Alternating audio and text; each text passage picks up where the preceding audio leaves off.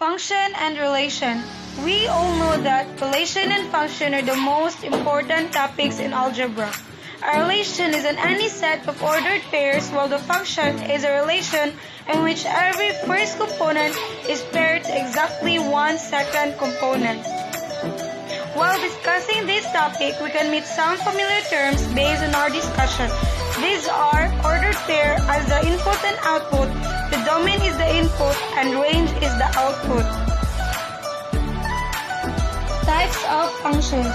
These are linear function, quadratic function, constant function, absolute value functions, piecewise function, radical form, rational function, and exponential function. How do we know if it is a function or not?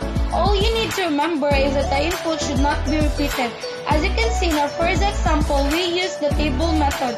If you observe it carefully, the first table represents as not a function because the number 4 is repeated, while the second table represents as a function because there's no such thing as repeating numbers. And for our second example, all you need to observe are those connected lines. Remember, we should always base on our input. As long as all the input has only one connected lines, that's automatically a function. For our third example, we use the graphing method. All you need to do is to find the x and y. As you can see, there is a vertical line. Vertical line is the easiest way to determine x and y. When you already know the x and y, just focus only on our x. If there is any repeated x, it is automatically not a function. And if there is not, it is automatically a function.